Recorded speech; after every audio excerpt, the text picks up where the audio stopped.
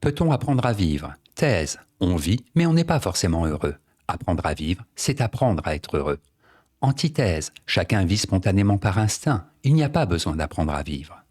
Thèse. Vivre n'est rien. Encore faut-il bien vivre. Un individu malheureux, sans cesse victime du sort, ne sait de toute évidence pas vivre. On peut lui apprendre à se conduire de manière à atteindre le bonheur. Premier argument. L'homme malheureux ne sait pas vivre. Vivre toujours parfaitement heureux. Notre âme en trouve en elle-même le pouvoir, pourvu qu'elle demeure indifférente à l'égard des choses indifférentes, dit Marc Aurèle dans ses pensées. L'homme qui est malheureux est un homme qui ne sait pas vivre, qui n'a pas compris qu'il fallait renoncer aux choses qui ne dépendent pas de notre volonté. En acquérant la sagesse, on apprend à vivre. Deuxième argument, vivre est un art. Notre grand et glorieux chef-d'œuvre, c'est vivre à propos, dit Montaigne dans ses essais. Vivre est un art en effet, et l'on n'a pas assez de toute sa vie et de toute sa sagesse pour l'apprendre et le perfectionner. L'incertitude quant à notre destinée finale, les maux et les soucis que la vie nous réserve doivent nous inciter à savoir jouir loyalement de notre être. Troisième argument, on apprend à réussir sa vie. Vivre en soi n'est rien, encore faut-il réussir sa vie. Nous devons agir, lutter pour réaliser nos désirs et nos idéaux. L'existence pour être couronnée de succès suppose donc un apprentissage.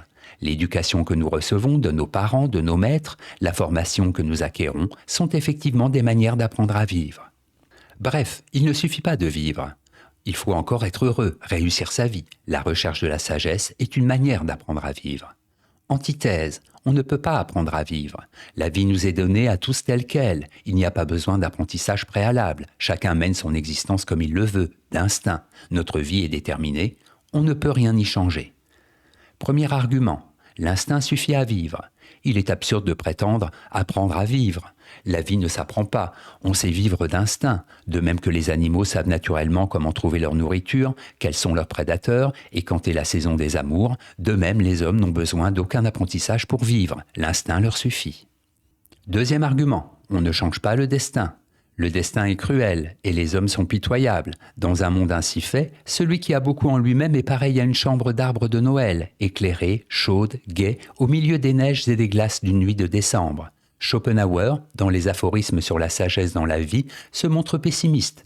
Pour lui, la vie se charge de nous apporter notre lot de malheurs, sans qu'on puisse rien y changer. Troisième argument, la vie ne peut pas nous satisfaire. Nous ne vivons jamais, mais nous espérons de vivre, et nous disposant toujours à être heureux, il est inévitable que nous ne le soyons jamais. Pour Pascal, la vie, sans la foi, est un tissu de contradictions et de non-sens, dont l'homme ne peut jamais être satisfait. Il n'est pas en notre puissance d'apprendre à vivre.